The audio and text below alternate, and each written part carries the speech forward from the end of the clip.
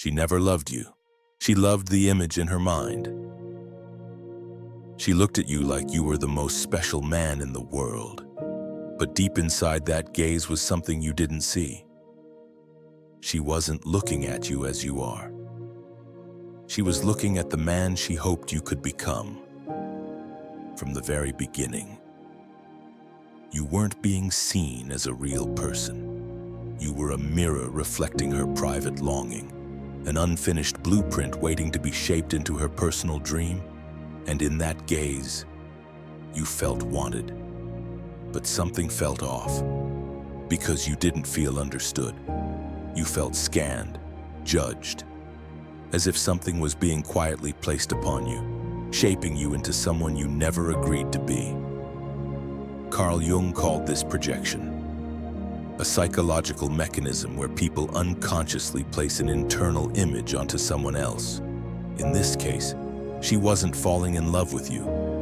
She was falling in love with the figure she had created. You were simply the surface on which she painted the man she wished existed. You were the frame. She supplied the flesh and meaning. And the cruel twist, she didn't even realize she was doing it. You thought you were being seen, but you were being decoded. Every gesture, every word, every look you gave, she was measuring it against a silent standard you were never told about. And so you started trying harder, trying not to let her down. But the more you tried, the further you drifted from yourself. You stopped living as you. You began living as the version you thought she wanted. And bit by bit, you lost the feeling of being real. You thought it was love. You thought it was intimacy. But was it Jung warned us, if you are loved for a version of you that isn't real, then you are living inside an illusion. And sooner or later, you will pay for that illusion, not with rage, but with emptiness. Because one day, when she withdraws that gaze, when she no longer looks at you with that glow, you will realize something painful. You were never loved. The image in her mind was what she cherished. You were just the canvas holding it up. So the question is this: if someone loves a version of you that isn't real, were you ever truly loved? And if from beginning to end, you were never allowed to fully show up as yourself, what will be left when the illusion fades? You're not her lover, you're a character in her script. She never saw you as a man. She saw you as a role. And that role had already been written long before you ever appeared. Carl Jung called it the Animus, the idealized male figure that lives deep inside a woman's unconscious. It's not a real man, not someone she's met in the world, but a fantasy built from childhood stories, movies, memories, romance novels, unhealed wounds, and unspoken expectations. When the animus is mature and integrated, a woman can tell the difference between real men and her inner projection. But when it's underdeveloped, unconscious, unchecked, it becomes the director, and you, the man in her real life, become the actor trapped in a story you didn't write. You were never asked if you wanted the role. You were never given the script. You were simply cast without knowing. She saw a few glimpses of your behavior and filled in the rest. You were polite, so she decided you must be kind. You were confident, so she imagined you were strong. You were gentle, so she believed you could be her emotional sanctuary. But you weren't any of those things completely. You are not an ideal. You are a human being. You carry contradictions. You carry light and shadow. But the role doesn't care about that. The role only needs a face that fits. She doesn't rewrite the script. The story is sacred. It's been with her for years, maybe decades. The only thing that ever changes is the actor. As long as you fit, you stay.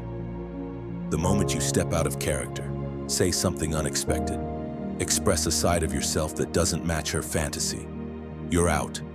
No warnings, no conversations, just emotional withdrawal, a slow fade, then silence. You're left confused, blaming yourself, trying harder, fixing what you think you broke. But the truth is, you didn't do anything wrong and you just stopped fitting the script. She needed someone else for that role. You were once a coat that fit her expectations, but expectations shift. And the coat is no longer worn. What's cruel here isn't her behavior. It's the fact that you were never truly loved as a human being. You were chosen because you fit a picture. She didn't fall in love with you. She fell in love with the story she wrote, and you just happened to walk in at the right time. Her internal movie called for a man who is strong yet soft, mysterious yet safe, assertive yet gentle. You matched a few pieces. So she pulled you in. The problem is, you were never allowed to be real. You were only allowed to stay within the frame of her narrative, and that narrative was never written for the real you. The good man is always the first to be left behind. Have you ever wondered why the kind, gentle, always available man is so often the one who gets left behind? The man who never raises his voice, who always shows up, who listens, adapts, sacrifices. The man everyone says is the perfect partner, and yet, somehow he's the one who ends up cold, forgotten, quietly replaced. Why? Because there's a silent paradox in female psychology that no one wants to admit.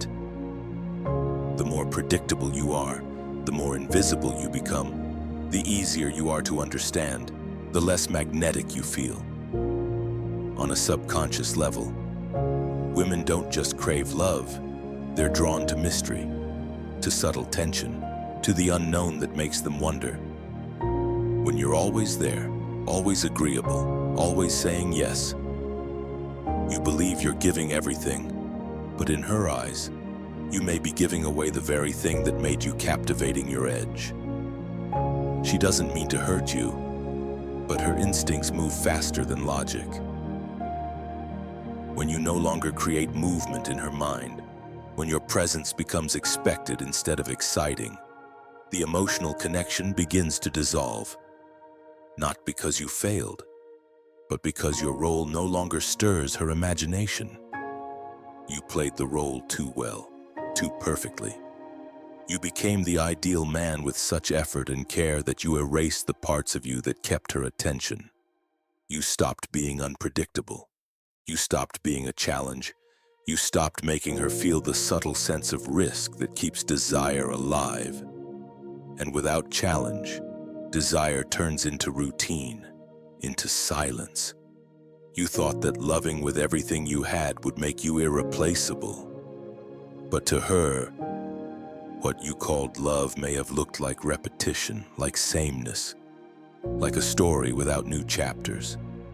She starts longing for something that shakes her up, something that makes her second guess, lean in, wonder. And eventually she walks away. Not because you're not good enough, but because you've become too easy to understand. Not because you lack value, but because you no longer feel like something she has to hold on to. And here's the twist. The very thing you thought was your greatest strength, your open heart, your devotion, your constant presence becomes the reason you fade into the background of her story. And when her emotions crave a new chapter, she rewrites the script, this time without you in it. She didn't betray you. She's just disappointed you're no longer the dream. At first, she loved you like you were everything. She looked at you as if she had finally found her safe place. It felt like you were the man she'd been waiting for all along. Every word you said touched her. Every gesture felt meaningful. She told her friends about you. She saved your messages. She was proud to have you by her side. You felt it, and you believed it was real. Then one day, something started to shift, not all at once, quietly, like a change in the season. Her replies became slower, her gaze lost its warmth, her excitement faded. The compliments turned into small criticisms. The smiles came with a sigh. She began focusing more on what you didn't do, rather than what you had done. You felt a tension you couldn't name. And suddenly, you were a stranger in your own relationship. You asked her, "What's wrong? Why are you distant? What happened to us?" But she couldn't answer clearly. She shook her head, said things like, "I don't know anymore," or "I just don't feel the same." And then, she left.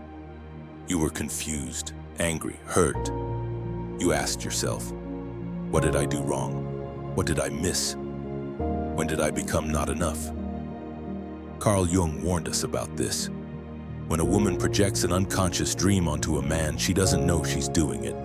She's not falling in love with you. She's falling in love with a fantasy, an inner image shaped by her animus. And when reality begins to clash with the image, the fantasy collapses. But the collapse doesn't feel like disillusionment. It feels like disappointment. And that disappointment quickly turns into frustration. She doesn't understand why the feelings faded. She doesn't see that the version of you she loved never truly existed. She only knows something doesn't feel right anymore. And so, her affection withdraws. Not because of something you did, but because you are no longer playing the role she had imagined. You didn't change. You just started being more of yourself. And that alone was enough to disqualify you from the part, because the script she was following was never flexible. It was rigid, absolute, idealized, and once you stepped outside the lines of the character she had cast, you became a reminder that the dream wasn't real. She didn't betray you. She didn't mean to hurt you, but her unconscious did it for her. And the cruelest part, there's nothing you can fix, nothing you can explain, nothing you can negotiate. Because the problem isn't who you are, the problem is that you stopped being who she imagined you would always be. You didn't fail. You just stopped being the man in her dream. You think you were deceived, but you walked into the trap willingly. You think you're the victim, that you loved with all your heart, lived with honesty, gave everything and still got betrayed, abandoned, forgotten. You want to believe you were deceived, that she wasn't real, that her love was a lie. But if you're willing to be brutally honest with yourself, maybe you'll realize this: you walked into the trap on your own. Modern men carry a quiet desperation to be chosen, to be seen, to be told they matter, to feel worthy in someone's eyes. And to get that feeling, many are willing to trade more than they realize. You trade your independence, your boundaries, even your identity. You start adjusting how you speak, hiding your opinions, softening your truth just to align with what you think she wants. You call it love. You call it being a good partner. But what you're really doing is wearing a skin that doesn't belong to you. You stop sounding like you. Stop living like you. You become a version that's easier to love, more agreeable, more attractive, more masculine by someone else's definition.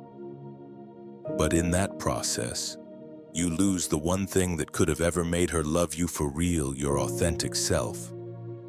Carl Jung called this self-betrayal the act of turning against yourself in order to be loved. And that's the most dangerous trap. No one forced you in. No one held a gun to your head. You stepped into it, tied your own hands, and called it sacrifice.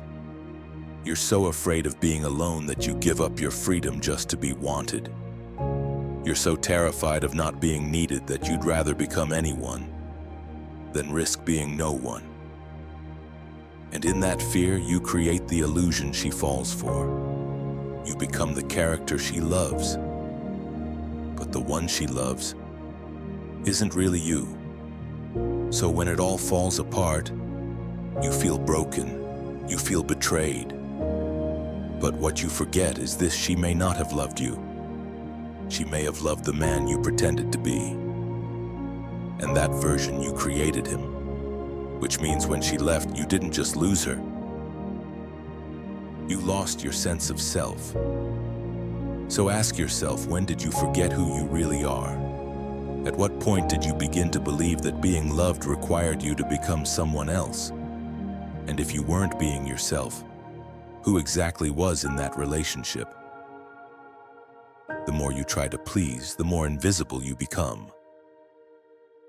You used to believe that love meant giving everything, putting her feelings first, silencing your own needs, shrinking your boundaries, all so you could earn her smile, and you did it well. You were always careful not to upset her, always quick to adjust, always ready to become better, more mature, more worthy. You became the man everyone described as easy to be around. But the strange thing is, the more agreeable you became, the more she started to look right through you. The more you tried not to hurt anyone, the more hurt you felt, the more you feared conflict, the more disconnected you became. You thought you were doing the right thing. But the truth is, when you live to please others, you begin to melt like clay in someone's hands, soft to the point of shapeless, flexible to the point of invisible, with no boundaries, no principles, no clear voice of your own. You became the safe man, the man who could be present or not.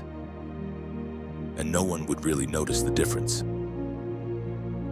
Women don't respond to that with gratitude. They respond with quiet withdrawal. She didn't leave you because you were weak. She left because you were no longer present. The man she was once drawn to, even if it was a projected image, still had some edges, some form. But over time, you smoothed yourself out to become more pleasing.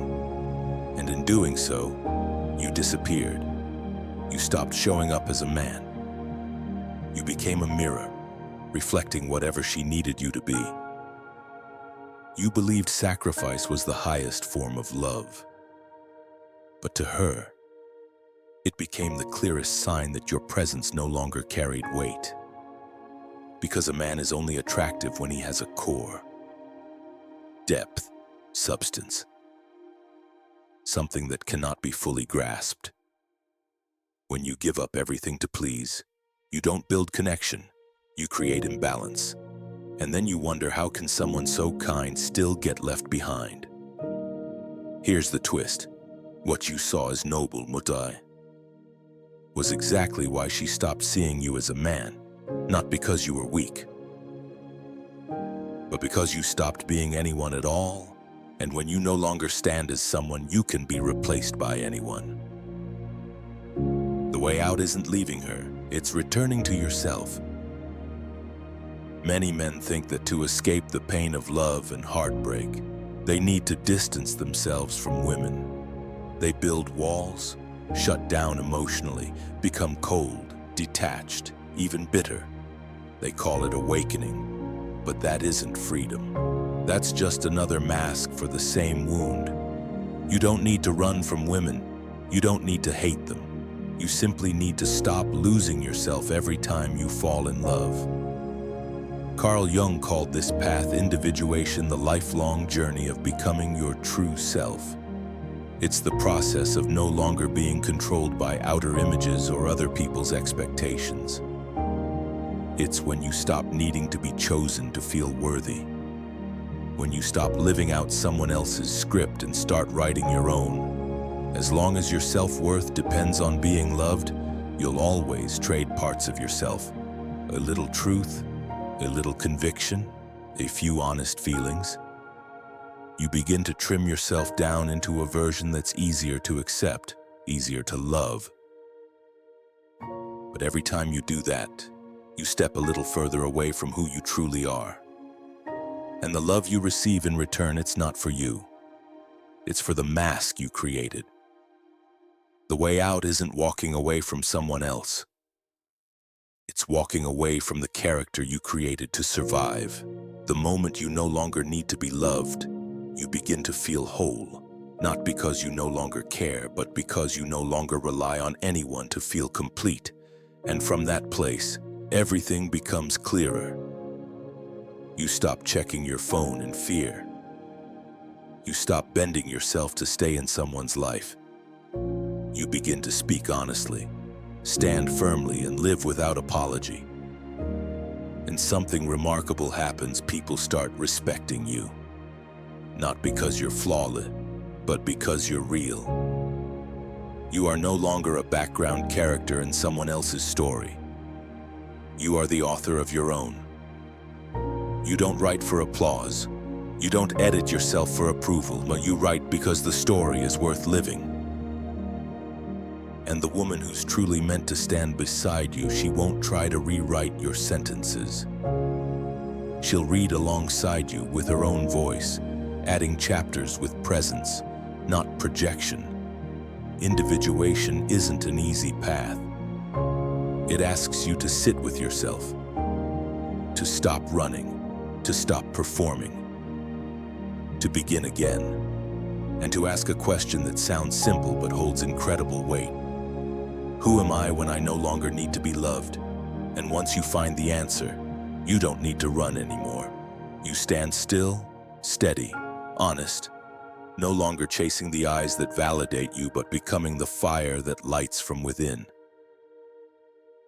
The man who can't be controlled is the one she can't forget. When you stop trying to be someone just to be loved, when you no longer squeeze yourself into a role, you become something different. You become unpredictable. Not because you're playing hard to get, but because you're finally being real. And realness always carries weight. She can no longer read you like a familiar script. Every action feels intentional. Every word carries clarity, not fear. You don't speak to keep her. You speak from your center. And strangely enough, that becomes the very thing she finds magnetic. She starts to feel something she hasn't felt before. You aren't being pulled by any script. You're not the nice guy, not the cold guy, not the husband material, not the player. You don't fit into any of the boxes she's used to sorting men into. And that unsettles her, excites her, draws her in. Carl Jung once said that society doesn't welcome the awakened man because he's no longer easy to manipulate. He doesn't chase praise.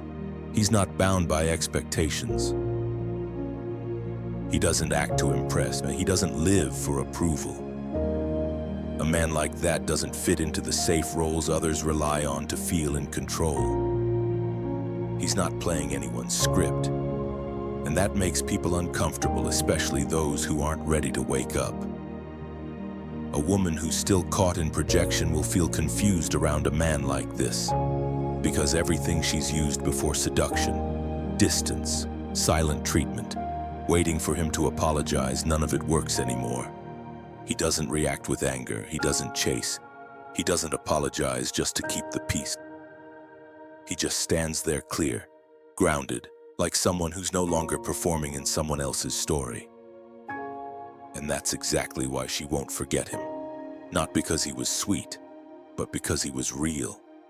Not because he made her feel special, but because he forced her to confront herself, to face the emptiness behind the games, the discomfort of not being able to control the outcome. The realization that when she can't control him, she has to confront the parts of herself that are out of control. A man like that, once he shows up, doesn't fade from memory because he didn't show up to please. He showed up as a mirror. And no one forgets the person who made them finally see themselves clearly. When you become real enough, the right woman will appear. You don't need to chase her. You only need to return to yourself. And because the right woman doesn't show up to complete you, she shows up because you are already whole. She's not looking for a savior. She doesn't need someone to fix her pain. She's not waiting for a man to make her life meaningful, because she no longer lives in the illusion that anyone else can make her feel complete. She's walked through the beautiful, seductive fantasy of projection. She's cast roles onto men, been disappointed, broken, and awakened. And from the ashes of those collapsed expectations, she's been reborn. When you become real, truly real, you'll notice something. The ones who haven't awakened will slowly disappear. Not because you've done anything wrong, but because you no longer reflect back what they want to see. And in the quiet that follows, the one who remains is someone who stepped out of her own darkness, just like you. She shows up as a whole human being. She doesn't need you to carry her emotions, doesn't ask you to be her reason to live. She doesn't need proof from you. She only needs your presence, honest, grounded, unapologetic. And you, after shedding all your masks, expect nothing from her either. She doesn't need to be this or that. She just needs to be real. Between the two of you, there's no more projection, no idealized images, no you should, I must, or we need to. Just presence. A meeting between two souls stripped of performance, stripped of roles, stripped of manipulation. You don't need to impress her. She doesn't need to captivate you. There are no roles to play anymore. No one is maintaining an image. No one is trying to justify staying. Presence is enough. Truth is enough. This isn't the kind of love that makes you tremble with fear of losing it. This is the kind of love that lets you finally exhale, to simply be autonome, no perfection required, no performance needed, no effort to hold on, just to avoid falling apart. And that's when you know you no longer need a relationship to feel full. You're sharing your fullness with someone who is already full herself. Someone who doesn't love you because you make her forget who she is, but because when she's beside you, she remembers exactly who she is. You weren't born to be chosen, you were born to choose yourself. From a young age, you were taught that your worth lives in someone else's eyes. A teacher praises you, and you feel smart. A girl likes you, and you feel valuable. Your mother approves, and you feel like a good son. Slowly, you learn to live for the approval of others, to be selected, to be accepted, to be loved. So you shape yourself, you smooth the edges, you become what others find easiest to love. And along the way, you think you're growing up, but in truth, you're drifting further and further from who you really are. Carl Jung didn't offer comforting advice. He left us with a challenge that not many dare to face. He wrote, "Die before you die so that you may truly live." He wasn't talking about physical death. He meant the death of illusions, the death of your roles, the death of the version of you built entirely on how others see you. If you want to live fully, you must first let the false parts die. If you want to be a man in the truest sense, you have to stop living like a character trying to impress the crowd. You're not here to be the always right man, not the most charming, not the most loved. You're here to be the man who can stand alone, in silence, unrecognized, and still remain grounded in who he is. You don't need to be chosen, because you were born to choose yourself. You weren't created to fit someone else's story. You were born to write your own with your own voice, your own path, and the kind of depth that only a man who's faced himself can carry. If you're still living like a character in someone else's story, stop. The real man is waiting for you to wake up. He's not far. He's right behind the fear, behind the need to impress, behind the hunger for approval. He's not perfect, but he's honest. He doesn't crave love, but he's full. And if something in this story spoke to you, don't brush it off. Don't click away and return to the old script. If you saw yourself in this message, stay, because we're here, not to teach you how to become a man, but to remind you of what you've always been, and to tell you the truth no one told you growing up. You are not alone in this journey back to yourself.